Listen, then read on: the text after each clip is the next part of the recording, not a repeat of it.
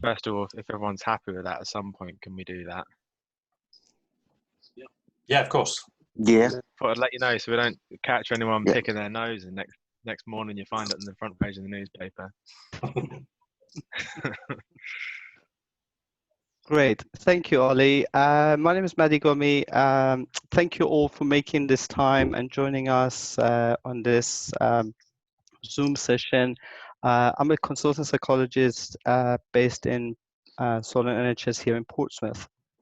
And in a minute, I will go around and I'll ask all of you, my esteemed colleague, to introduce yourself. But just very briefly, we've been talking for a while around men and their mental health. And we know historically this has been a problem. Men don't always come forward getting the support they need. We also know that from certainly in our service, but I think across the board, the proportion of men seeking help in comparison to women is usually 1 in 3. Yet the likelihood of men following through with a suicide attempt and dying as a result of suicide attempt is higher than women. They're less likely to attempt, but they're more likely to die from it, which suggests that the methods used are often a lot more deadlier and dangerous. We also know from psychiatric morbidity stats that comes out every few years that men suffer from mental health difficulties across the board, pretty much in the same ratio as women. So the need is clearly there. The level of vulnerability is there, arguably higher, but access and getting support for mental health services is nowhere near women seeking help. So we wanted to create a time, and we thought in current climate, with all the challenges that's going on, difficulties around meeting face-to-face, maybe a good way to start this discussion is a Zoom session coming together virtually. And if this goes well and you're all interested and there's an interest in it, we can start this discussions going on a regular basis, really with a help aim to break down some of the barriers, get a conversation going on. And if we talk about it and sort of spread this out and hopefully get other men to talk about it, maybe we can improve and help break down some of these barriers. So that's really the gist of what we're trying to do. It's very open to how we do it. So I'll stop talking in a minute. And what I would like to do is just go around and ask you all to introduce yourself. If you could just briefly say a little bit about yourself. And if you're involved in an organization that's supporting men around the mental health or just generally on emotional well-being, I think that would be really useful to know. Or alternatively, if you're involved in any kind of activities that kind of helps men around the mental health, or if you're happy to talk about your own experience with mental health, I think that would be really powerful to hear as well.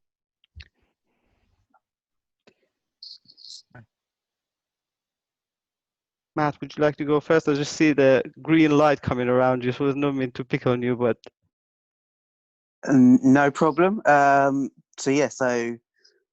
name's Matt, and about 3 years ago, I founded a group called Dad's Club.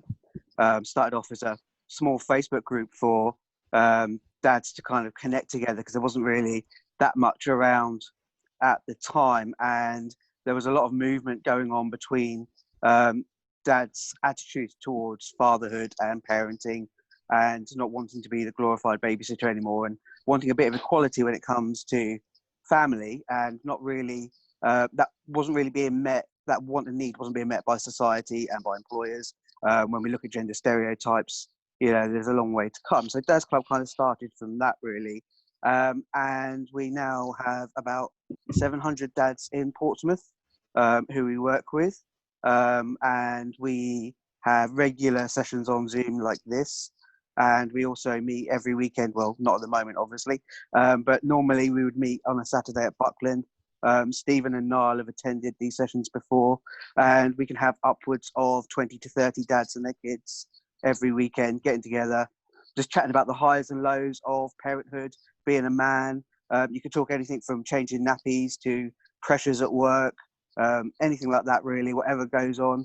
And something that we found, really, because we've really kind of worked to redefine what being a man is and that whole notion of masculinity. And we found that we've got no problem with getting the dads to talk. Everyone is opening up, particularly in our Facebook group, which is closed and protected. And every Wednesday we have a mental health chat. The only problem for us is obviously myself and my colleagues, we're not mental health professionals. So that's why we've been talking to the likes of Talking Change and looking now about how we can connect all those dads that we've got with those professionals. And that's us really, I guess.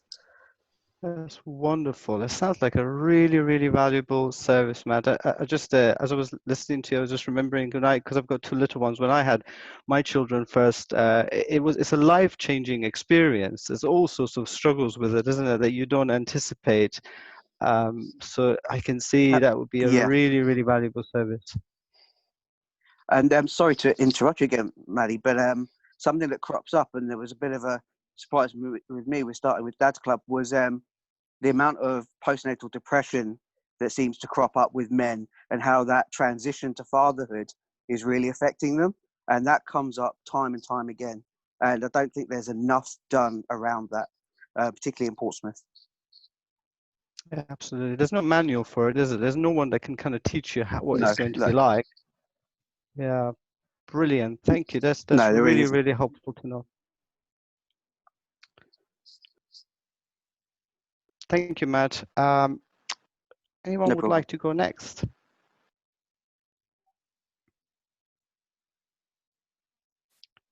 Slide button.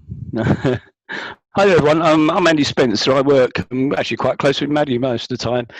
Excuse me, I'm a mental health commissioner in Portsmouth. I work for Health and Care Portsmouth, which is the council, CCG and Solent.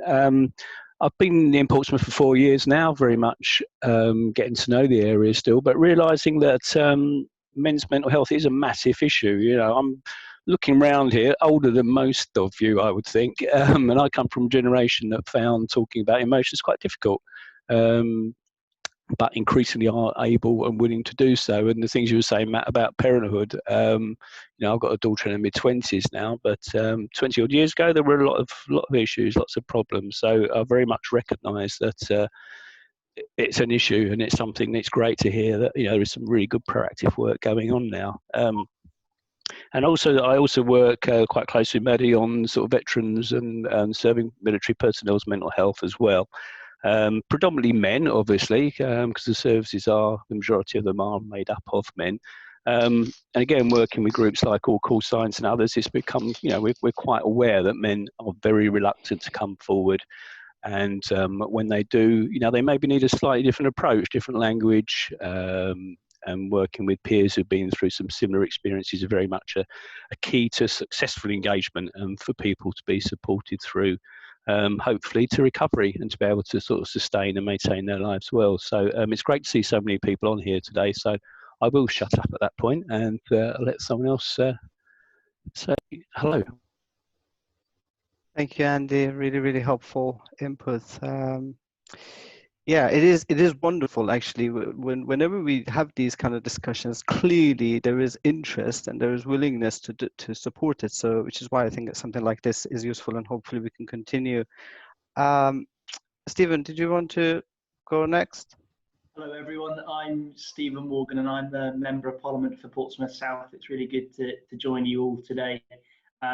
Obviously as an MP I have a real interest in the accessibility of health services locally. I receive quite a high volume of interest from constituents about accessing mental health services, so it's something that I think we need to keep on shouting about and making sure it's not just a dialogue around physical health, but mental health as well. Politically, I have a real interest as a shadow armed forces minister in the support available for serving personnel and veterans, and they're really delighted by the work that we do locally with All Call Signs and others, and have been campaigning to get coroners to record the level of suicide amongst the veteran community in our country so we can better understand the issues. I was really struck a couple of weeks ago from a call that I had with Maddie, whereby he was saying to me that there's a real concern that the next pandemic will be a mental health pandemic. So I'm absolutely committed to making sure that that isn't the case, and have a particular interest in the support to frontline staff that are working day in, day out at the moment in this public health emergency, and making sure that they are supported. And I'm really concerned that obviously we're seeing a higher number of men dying from COVID-19. So we need to absolutely make sure that men are supported with their mental health as we come out of lockdown. That's where I'm coming from. It's really good to be on the call. Thanks, Stephen. That's really, really helpful. And I suspect in your role as an MP, you probably do get to see a lot of people coming to you with all sorts of struggles, and obviously wanting your support. And mental health, I suspect, is a big component on some of those things. Would you say? Yeah, I mean, we got the latest unemployment figures and universal credit claimant numbers yesterday, and Portsmouth is, I think, 42nd in the country in terms of the increase that we've seen. So it's really challenging. And I think certainly when people come to see me with their issues and challenges, they might present around the homeless issue, but obviously inevitably there's underlying causes there. And I expect in some cases that is about mental health. So yeah, it's really difficult for people out there at the moment. And I just want to make sure we're doing everything we can to encourage men to access services. Brilliant. Thank you. Thanks very much. It's really good to have you here, and thank you always for advocating and supporting the causes that we try to do. Really appreciate that. Great. Who would like to go next? I'll go Great, next. Andy. Yeah, Rob, go for it.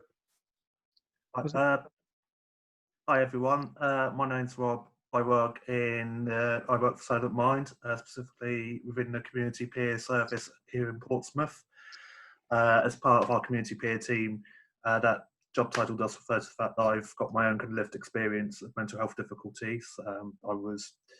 I actually kind of finished up with some NHS mental health teams in Portsmouth literally about 2 days before starting my current job.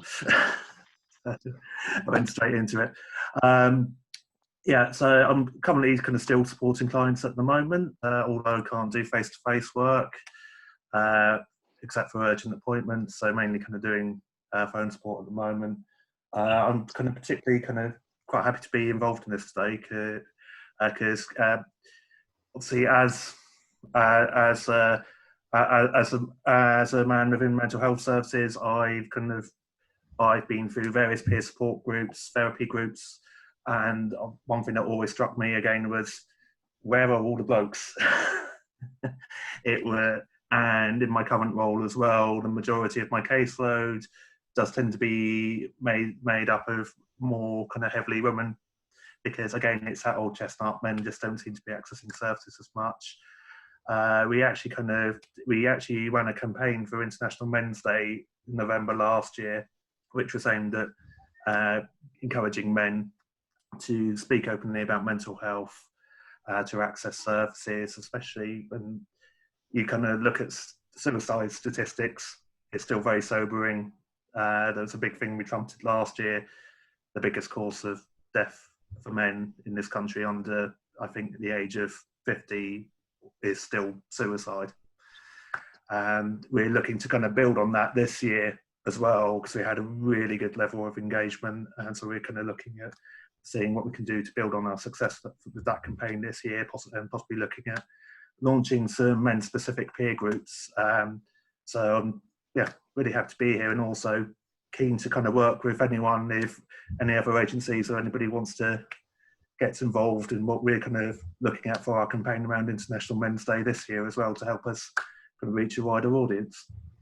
Brilliant. Thank you, Rob. It's really, really helpful. Rob, would you be able to just say, just briefly, just for folks that might be listening to this and might not know about some of the services that's on offer that you're involved with for the community? Yes, of course. So, Solar Mind here in Portsmouth, we've got, just in Portsmouth alone, we've got a wide range of services. So as well as the community peer team, which I'm part of, where we would usually kind of work with people one-to-one on kind of, we would kind of help set goals with the service users, help them achieve those, which would quite often be around if people are socially isolated, in terms of helping them to access community groups, or sometimes even just to be able to get out their house. We also run the Recovery College here in Portsmouth, which is more education rather than therapy, but it's a chance for people to kind of learn more about various conditions. They are still running at the moment, albeit they're delivering courses online instead of in person. I believe they're delivering courses through Zoom. We won Positive Minds in partnership with Solent and HSC in Portsmouth as well, which again, not able to do face-to-face at the moment, but they're doing a lot of phone support with people. That's pretty much kind of almost like a one-stop shop for people who maybe have never had any contact with mental health services before. They can go there, and it could be a gateway into kind of mental health services, but also kind of advice services, help with benefits, practical support.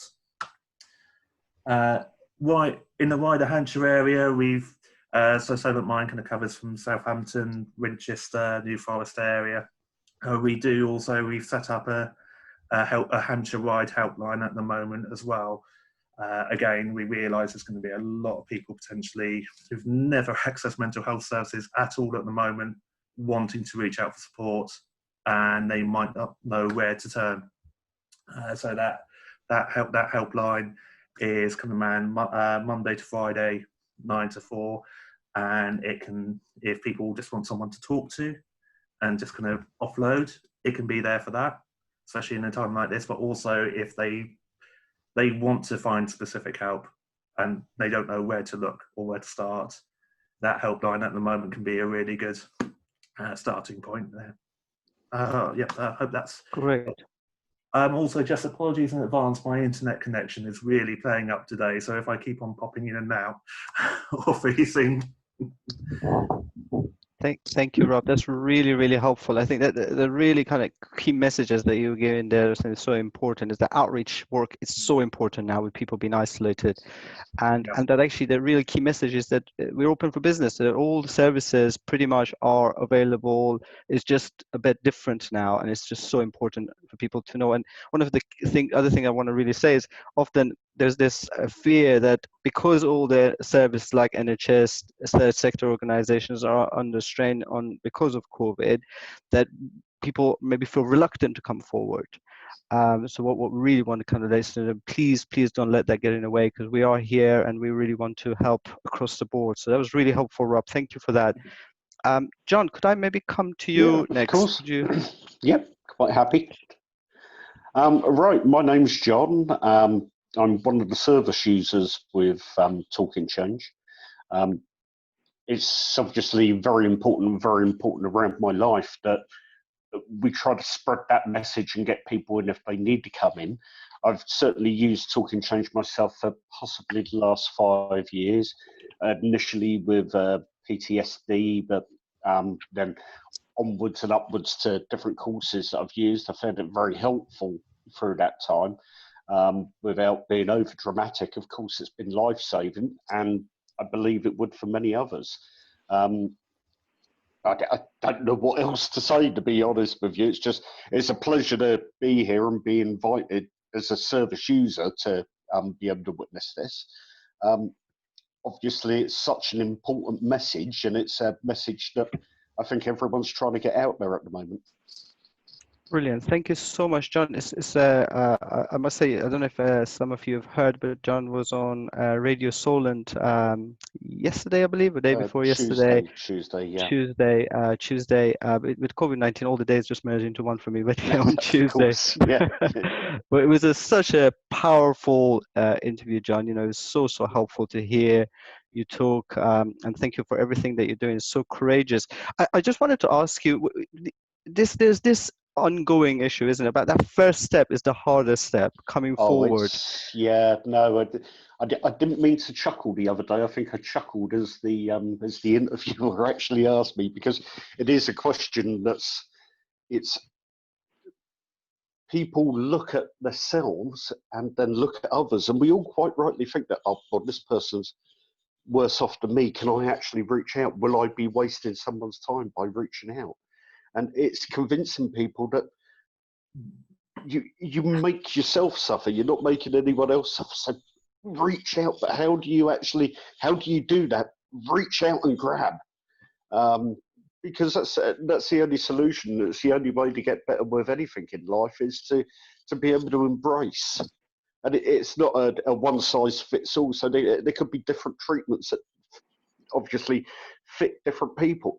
But yeah, no, it's convincing people to reach out. Absolutely. The thing that gets me is that for most of us, if we had a toothache, if we had a bad back, if we had any kind of physical problem, we probably wouldn't think twice about going and speaking to GP, going to, speaking to a specialist. We would talk about it in pubs. We would be very open about it. But somehow, even in 2020, somehow when it comes to mental health, despite everything we know about it, despite we know impact it has on people's life, it's just not the same. There's massive improvement, but we're still not there. As men, we're just so stubborn. We're stubborn a lot, aren't we? Brilliant. Thank you, John. That's just really, really helpful. Thank you for being here. Maybe we go around. Andy, would you like to go next? Hi, yeah. Thanks for having me here this morning. It's wonderful to be in the company of such like-minded people. So yeah, my name's Andy Bishop, and I am the founder of a group called Man Gang. Bit of potted history about myself. I'm ex-military. I served 22 years in the Royal Engineers, and I am a stereotypical tough guy by my own admission. You can see I've got no hair, magnificent beard. I'm covered from head to toe in tattoos. If you saw me in the street, you'd probably cross the road when I was as you come up to me. Whilst I was serving in the military, I was diagnosed with several mental health disorders, resulting in me spending a lot of time in psychiatric hospitals, various bits and pieces. It's not PTSD. The common misconception that all soldiers are broken because of PTSD. It absolutely is not. Common or garden clinical depression, emotionally unstable personality disorder, with a hint of bipolar thrown in there. I get so many diagnoses, I don't seem to wear them these days. My problem was whenever I had sick leave, whenever I was going into hospital, I would cross the T's, dot the I's, nod my head, until it was time for me to get out, and all I was doing was pressing a pause button. So I left the army in 2012. I had a dream job lined up. I was going to go and work for the London Olympics. That got pulled from underneath my feet. I then spent the next 6 months applying for jobs. 450 jobs later, or applications later, and 3 responses to say, sorry, you're overqualified. I mean, what does that even mean? My depression kicked in. I was at an all-time low. I was a burden on society, on everybody that mattered to me. So I was better off out of here. So I made the decision to end my life. Quite clearly, you can see that attempt didn't happen. And I firmly believe now that everything happens for a reason. What did happen then, though, was I came off all the medication, all the therapies, everything that I was doing that was supposed to be helping me clearly didn't work, because I found myself in that spot in the New Forest on that fateful night. So I went it alone. I stopped all my medication. Please don't recommend that to anybody. I stopped all the medication that I was on, didn't wean myself off it, stopped all the counselling, and just concentrated on being bigger, better, faster, louder, stronger. Everything that I thought would make me back into the man that I'd lost when I left the army. Fast forward 2017, I managed to keep that up for a number of years. I thought I was doing fantastic, but all I was doing was exhausting myself until I had a massive burnout, massive breakdown, and was a big, fat, snotty, sweaty mess in the corner of my office. During the period of convalescence from that issue, a psychiatrist, an occupational health psychiatrist, told me, like, you need 6 weeks off work, to which I broke down even more. How can I not be at work? Because work was my reason for living. She said, look, if you don't do something about it, you're just pressing the pause button on a very dramatic movie of your life, and the explosion is imminent. All you're doing is pressing the pause button. You're going to go back to work. That movie's going to start exactly where you've left it off. And that really resonated with me. And I was tested with all the moves that I started making then, because a very close friend of mine took his own life in that summer. It was a I make a silver lining out of it, because that's one of my coping strategies now. I look for the silver lining in absolutely everything. It showed me that I experienced the emotions that were attached to losing a close friend to suicide in the right place at the right time at the right levels, and I was able to come back to some level of normality. But what really resonated with me was all the conversations I was having with friends. And most of those conversations, and I'm sure most of you that have been affected by suicide will have heard the same thing: we didn't know he was struggling. This guy was the life and soul of every party. He was the last man you would expect to do something like that, as was the conversations when I tried to end my own life. You're the last person. No, that you can't be. You couldn't have done that. You're the last person we'd expect. So that's kind of my story in a nutshell. I work as a health and safety consultant and trainer, and the construction industry are doing fantastic work around mental health these days, trying to break the stigma. So they shoehorned in sections on all our courses about mental health. So one day I went a little bit rogue. Sorry, the dog's just attacking the postman there. I went a little bit rogue and I told 18 builders, total strangers that I've been teaching for 4 days, what I've just told you, with a little bit more snot and a few more tears. Don't know why I did it, but I did it. But all I remember feeling at the time, I was scared. I thought I was going to lose respect. I thought they would lose faith in me. I thought I would lose everything that I built up with them over those 4 days. And guess what? It didn't happen. The exact opposite happened. There was guys coming up and shaking my hand, hugging me, saying thank you, and then opening up to me about problems and issues and concerns that they had. And I thought, there's some magic here. So I decided that I was going to set up this group called Man Gang. So I put a post on LinkedIn. I was planning on launching it in January this year. I put a post on LinkedIn asking if anybody had set up a similar group and for any hints and tips. I got plenty of business advice, if you like, back off there. So it's a business platform after all. But I got one personal message, just happened to be off a builder that I knew. And there was 3 words in that message, and simply said, "I need help." For him to type those 3 words in that message to me must have taken some immense bravery, some immense courage. So lucky enough, I was in a position to have a venue. We launched the Man Gang as it is the very next night. So that was in October last year. Since then, we've run every Wednesday since then in a coffee shop in Romsey. We started off with 12 men turning up. We regularly get attendances of 20, 25 guys turning up on a Wednesday evening, and we had that much demand. We opened a second meeting in a coffee shop in Eastleigh. Before lockdown, we were planning on opening 3 or 4 more Man Gang meetings across the area. We've been supported by Hampshire County Council on a thing called the Men's Activity Network, which is they've been providing us with some training, some advice, and business kind of support there. And yeah, since lockdown, we've been meeting quite a lot on the Zoom platform. I've had guys coming in from all over the country, and dare I say it, the world. I regularly get guys coming in from America and as far away as Mexico City. So that's me. That's my reasons, and that's what the Man Gang is there to do. We operate under a call to action: ask if you're living with it, listen if you're not, act if you know. So we're kind of calling out to three calls to action there. And our motto is "It's not weak to speak." Thank you so much, Andy. That's so powerful. And I think your story, what you shared with us, resonates so much with me, and it's something that I think so many people who are listening to that will resonate with them in terms of their experience, their journey. Thank you so much and it sounds like a really useful peer support that you've created.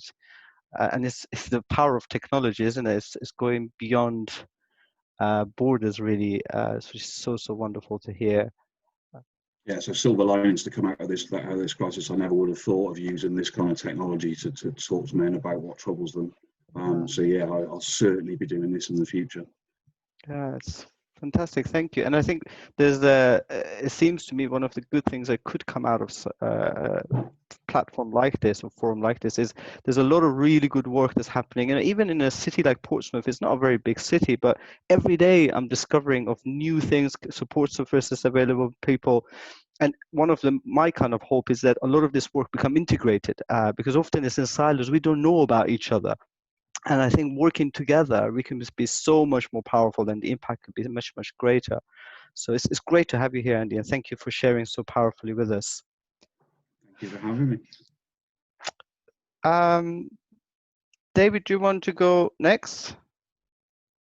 Yeah, I think I'm unmuted now. Thanks for having me. My name is Dave. I'm one of the psychotherapists at Talk and Change. So I think last count, I'm one of about 80. I don't know if that's correct, Maddie, but our team offers evidence-based talking therapies for common mental health problems. Personally, I practice cognitive behavioral therapy and acceptance and commitment therapy. I think one of the things that we get to see in our jobs is obviously people when they have come forward, when they have decided to speak out, which is nice. But we also get to hear some of the things that may have kept them from doing that for a long time. And I'm sure, Maddie, Niall, Miles, you'll share the same experience that sometimes it could be years or even decades of suffering before they've even, been able to come to that point where they're reaching forward. So it's really nice to be here with a bunch of people that are actually out there trying to work on the message that could maybe get people through the door, whether that's for psychotherapy or even talking to friends and family or seeking support wherever it might be. Brilliant, thank you. Thanks, Dave. Just be interested to just get from your experience of people that clients that you work with, particularly with men. Are there themes, patterns that you see come through that's worth maybe sharing? Yeah, some of the stereotypes in the movies and TV don't give a good impression of what therapy involves and just how diverse it can be, really. I think often there's an impression that therapy is this very wishy-washy, flower powery type approach, and absolutely it can be very deep and meaningful. But actually, modern psychology, as you know, is a really practical thing, and it's something that can work around really what you need and what you want. So I think there's something about just trying to express actually what therapy involves. One of the barriers seems to be this thing that keeps coming up, which is, are my symptoms bad enough? Am I going to be wasting someone's time here? And I think that's something that John mentioned earlier on, and that seems to me to be the most common thing that I hear about, which is a shame, of course, because we, as you know, we are here for not just those really severe cases where perhaps it's a risk to life, but actually, what about that kind of day-on-day dissatisfaction with how life is going, or we're sort of anxious on a regular basis, but just about managing to get by.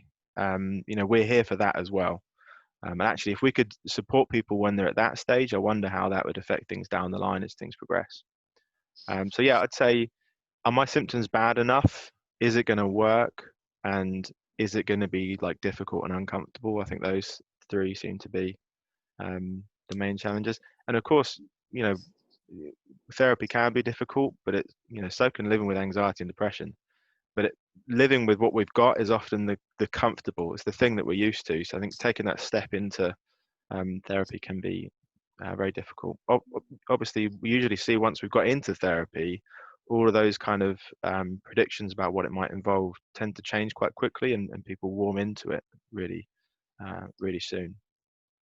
Yeah, absolutely. Thanks, Dave. I think one of the, completely agree with you, and one of the biggest thing when we suffer from mental health in a very distressing way is that it feels very isolating, feel like we're the only one in this place. It's one of the hardest thing I think with it. And I think just hearing just us talking about it, and the more we talk about it, the really key thing I think to get out is that we all experience this. Even that moment we can break that sense that you're the only one dealing with this. That in itself can be hugely beneficial.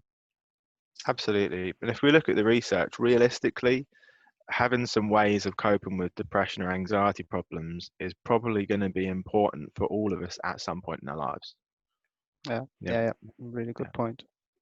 Yeah, fantastic. Thanks, Dave. So let me just come to Anthony. Anthony, would you be able to share with us if your connection is working?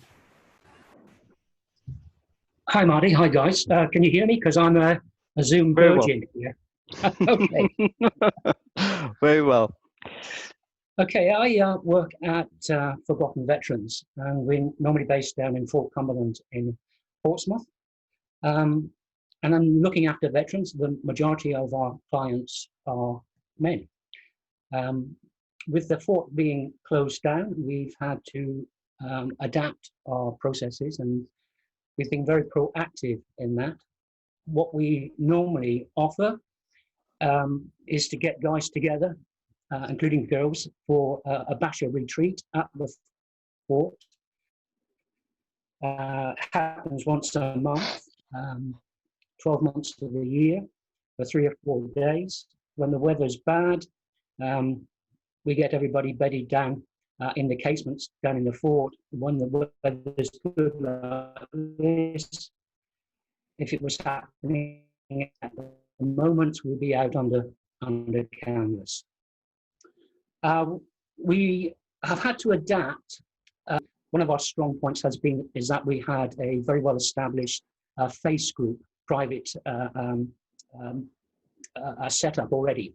So what we have done is that we've shifted a lot of our services over to Facebook, and we now have a very good structured program, a variety of programs with 12 key posters that put something out during the day. And we've been able to back this up by keeping in contact with people, by also starting our own online Forgotten Veterans radio broadcast program, which has been very helpful.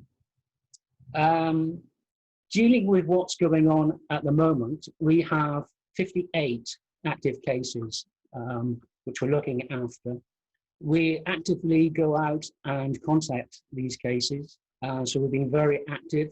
And we do that through the buddy scheme on a one-to-one basis, using social media, but also direct phoning as well, just making sure that people are okay. When it comes to looking at men, we have quite a wide range of clients, which span from 21 to 69. We have some difficult cases. Several are under police license, some are under police protection, some are under court restriction, and some are also facing pending court cases. So we have a lot of testing challenges here.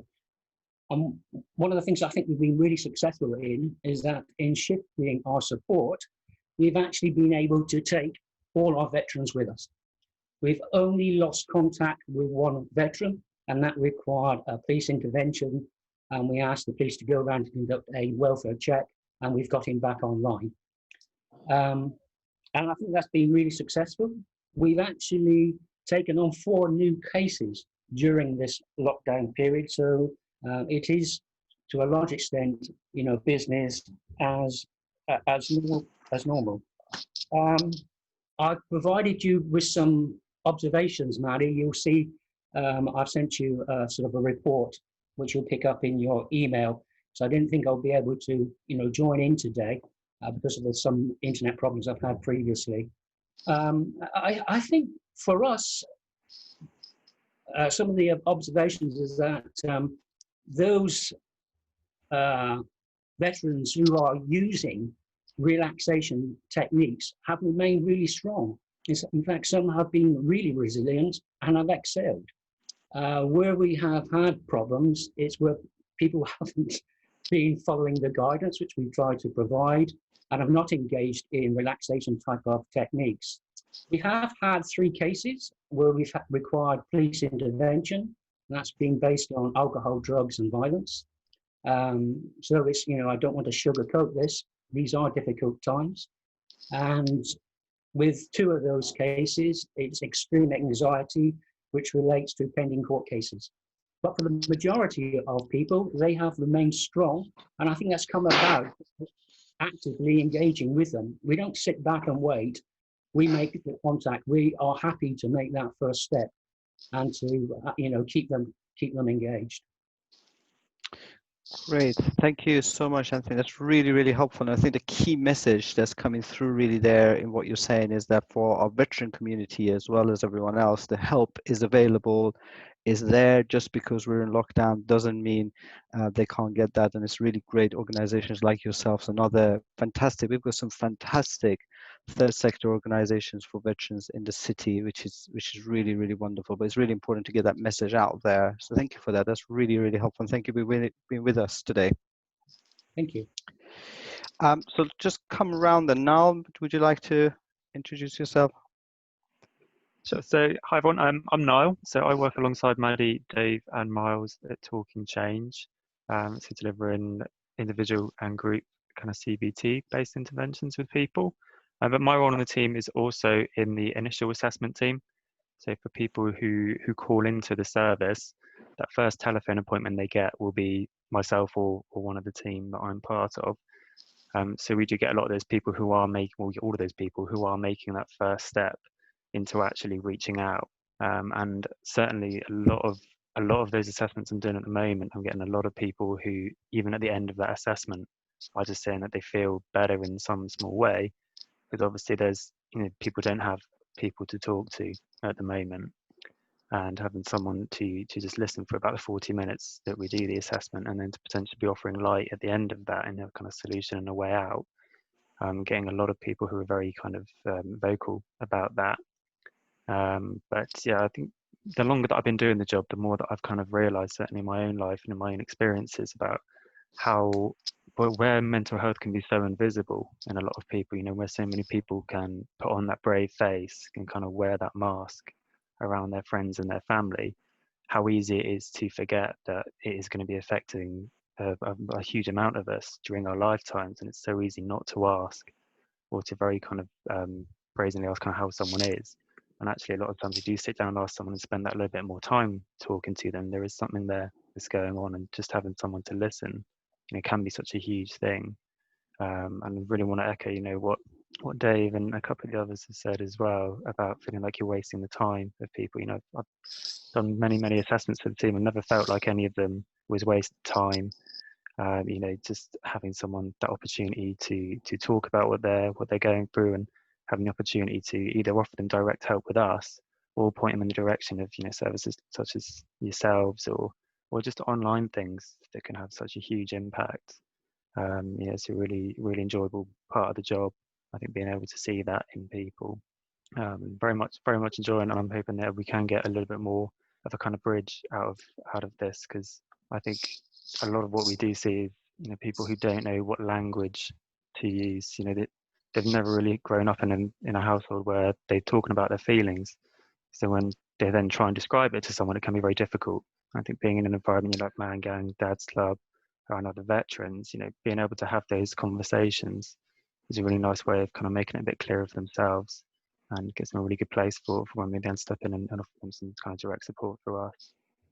Yeah, this is such a, thanks, Niall. This is such an important point. I think the issue around the point about language, it's a lot easier, isn't it, to say you're annoyed or you're stressed, rather than say you have depression or you have mental health difficulties. So I think that there's something really powerful there about how we have the conversation, because actually we all, as we were saying, we all experience it, don't we? It's just what you call it and what you might feel more comfortable disclosing that will then still open the access for you to get support and get that discussion going.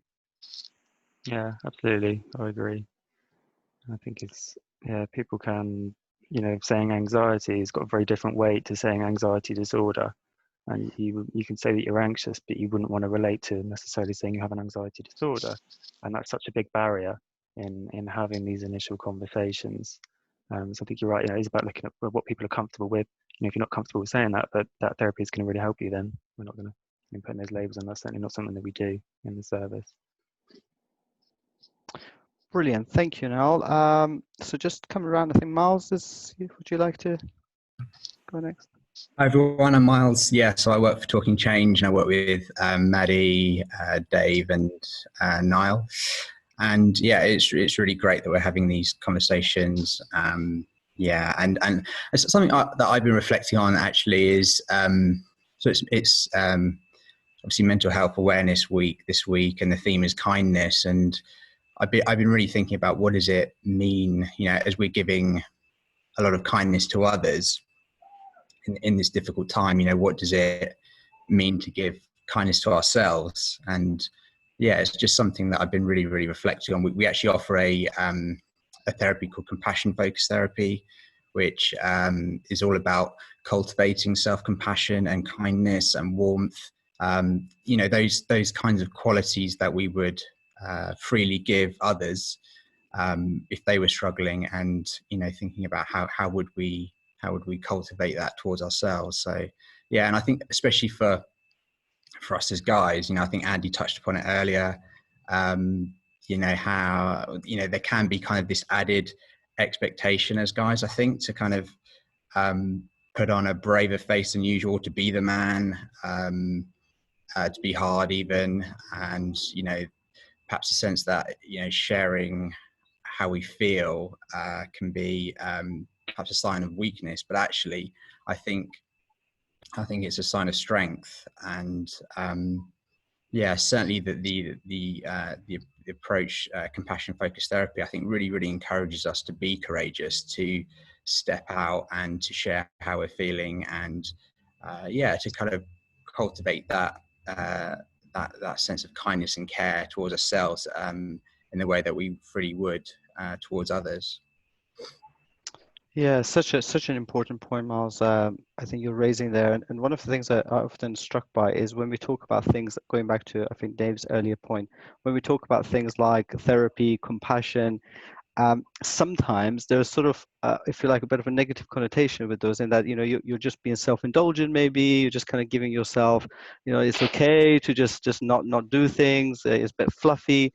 But actually, what we don't often talk about is by compassion, and kindness is a big part of compassion. We're actually talking about courage. We're talking about strength. We're talking about wisdom. If you think about most compassionate figures in history, like Nelson Mandela or Mother Teresa or Martin Luther King, these people, first and foremost, were very determined, courageous, strong people. They dealt with so many adversities in their life, and that's how they got themselves to where they were. But we don't talk about those important components, which I think helps to bust a lot of myth that exists around being kind, being compassionate, and actually allowing yourself to be vulnerable is often one of the hardest things. It takes a huge amount of courage and strength. It's so much easier to just avoid it. So yeah, it's a really good point. Thank you for that. Ollie, would you like to share any experience?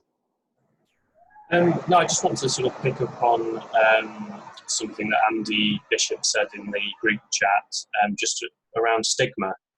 I think for me, that is the biggest barrier to people being able to seek help and support. But it just takes such a long time to sort of, I guess, change societal attitudes. So I think the value in more people continuing to talk about men's mental health, more people continuing to sort of get together and talk openly about it. I think for me that is the one of the most important things in sort of changing attitudes and helping people feel confident in seeking help and support. So I think it's fantastic that we've all got together here today. We've all got a collective goal, I think, in terms of changing those attitudes. And I think there's an opportunity here where we can look at working a lot closer moving forward. And I think that would give it a lot more of a powerful push, particularly locally. So yeah, that's kind of my my thoughts really.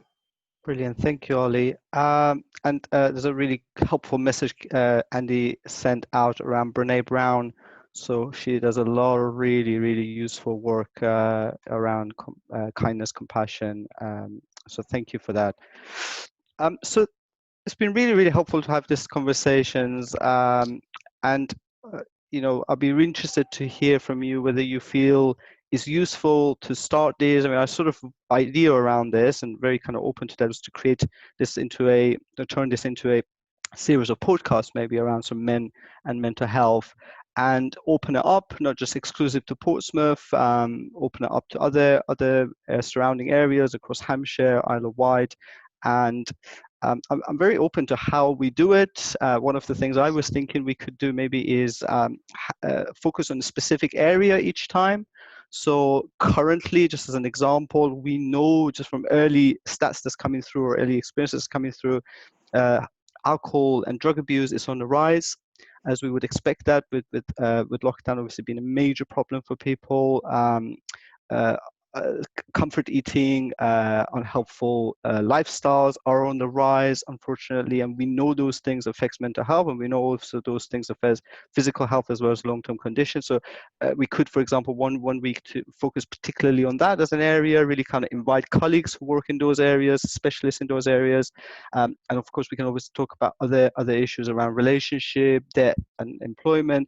So that's one way of taking these discussions forward. But in a few minutes that we've got left from our discussion today, I'd be really interested to just hear and really kind of, anyone wants to go out, I won't kind of pick on you, but just to hear your thoughts about how today has been, whether you feel this is helpful, you would like us to continue this, would like to be part of it, and any thoughts about how we might want to take it forward would be much appreciated.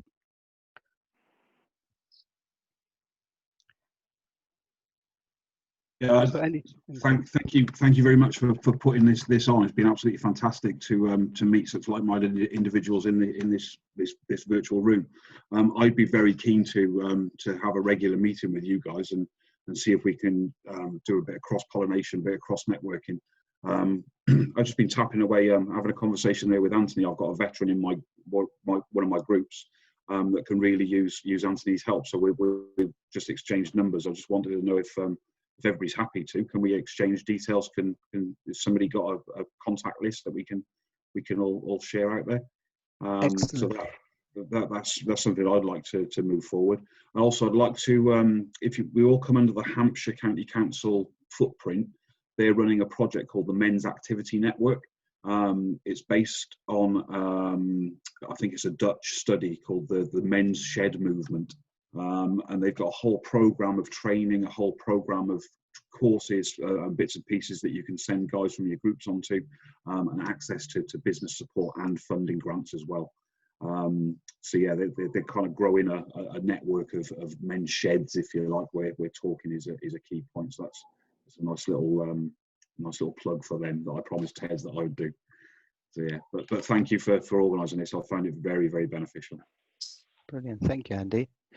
Any other thoughts about today and future plan? Yeah, Maddie, I found it really helpful. I've taken lots of notes today, and I thought there were kind of some themes that emerged from everyone's contributions. One around, I mean, actually, dare I say it, there's been some positive things that have come out of this public health emergency, and one is using technology to keep connected with people. So certainly I think people are saying that Zoom calls and talking to people online has been really beneficial, but so that people don't feel socially isolated. I think the key message also has been about keeping language really accessible and simple, peer support being valuable, the importance of integrating services, and about raising awareness to end the stigma.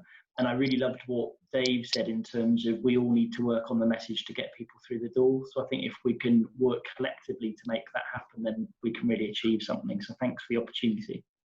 Yeah, no, it's great to have you here. And I know your schedule is busy, so whenever you can join us, we'll be very, very pleased to have you on board. Maddie, if I could just still echo what the other guys have said, it's been really good to kind of get involved with this today. I was kind of invited at the last minute, and was really pleased to get asked to be on here. And yeah, just to echo, I think to continue the conversation both through Zoom publicly and to also do that sort of behind the doors networking and collaboration, I think, is a key word here, to see where we can, wherever there's men, we need to be putting that out there, both through technology and through the group meetings. Or we do them, the other groups do them as well. And I think there's a lot of work there that we can all do together. I mean, looking at our group particularly, 700 dads in Portsmouth, some of those are going to be veterans, some of them are going to be experiencing divorces and all kinds of bits and pieces, work pressures. So I think there's definitely room there to link people and cross-refer and really make a strong network of local support services, whereby we've got that kind of hive mind mentality and we're working together all to the same means, and that is obviously to get men talking. Brilliant. Yeah, that sums it up in a nutshell, doesn't it? Brilliant. Thanks, Matt. I'd definitely second what Matt said there. I can't remember the quote now, but everyone knows something that you don't. I think that's a great quote to live by. And by coming together like this, we get a lot of different angles. And as Stephen said, if we can get someone through the door, that usually is the point where concern about coming to therapy ends. That's when people feel relaxed to do it and actually engage really well with it. So that seems to be that step, that just getting them to the door. But I'll definitely be up for coming along to these in the future. Excellent. I'm a bit conscious of time, so if there's any other thoughts or comments, please either say it or let me know.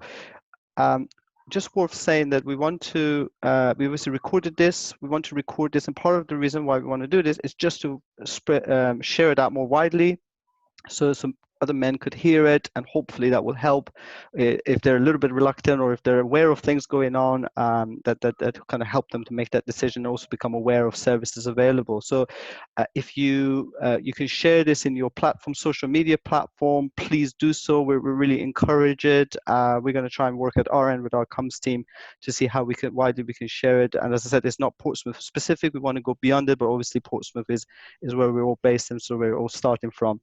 So do share that widely. And it sounds to me there's a real kind of interest and commitment for us to continue this. So we will certainly take that on board and do that. But yeah, I just want to take this opportunity and thank you so much. And creating an hour in this busy time can be very difficult. So really appreciate it. Thank you for being on board, and it's great to hear from everyone. While everyone's here, can I just check, is everyone all right for us to, for a screen grab of this to go to Portsmouth News? Yeah. Any Yeah, complaint? I'm happy. Yeah. Okay. Cheers. I'm from Southampton, so possibly not. Oh, you said it now. You can send it to the Echo. That'd be good. About to get sour in here. Sorry, just before everyone goes, to quick jump in. I know Annie mentioned about maybe like a contact list being made available. I think I said earlier, we're kind of through Solar Mind, we're looking at doing another kind of campaign around International Men's Day this year, which I touched on earlier. So just think if anyone was interested in kind of co-working on that this year, I'd love to kind of. I'm thinking especially things like veterans. We had some kind of input from our veterans team within Positive Minds last year, but I'd love to kind of get on that a bit more, and maybe some guys from Dad's Club.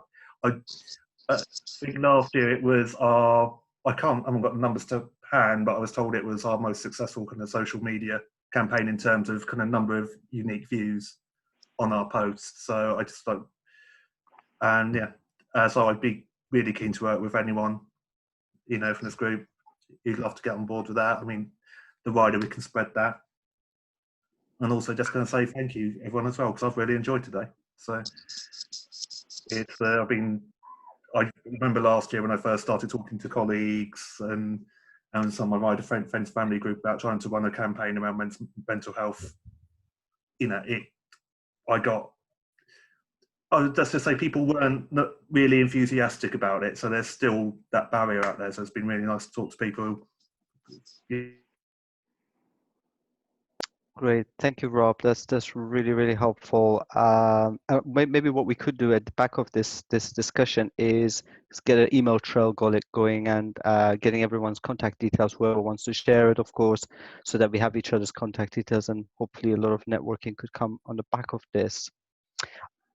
Brilliant. Any other final comments? Just to say, Fiona and I can work out around a mailing list. If anybody wants a copy of the video, if you get in touch with either myself or Fiona, who organised the event, we can send that across via Dropbox or WeTransfer or something like that. And Solent would be happy to support you, Rob, and Solent Mind around a campaign moving forward as well. So we'll definitely be in touch. Brilliant, thank you. Apologies if I don't know if I got cut off. I got kicked out momentarily, so I don't know if I missed anything. I was obviously waffling on a bit too much, and they didn't like it. So no, it was really helpful stuff. It's a wonder of technology. Thank you, Rob. Brilliant. So thank you all. We will organize another one of these, and maybe we have some discussions offline about how we want to do it. Maybe share some ideas. But it's been really, I think it's been a fantastically positive start. So thank you all for taking part, and look forward to having more of these discussions with you. Thank you. Thank you. Thank you for organising. Thank you. Thank you, Manny. Brilliant. Take care, everyone. See ya. Bye. Bye-bye. Bye-bye.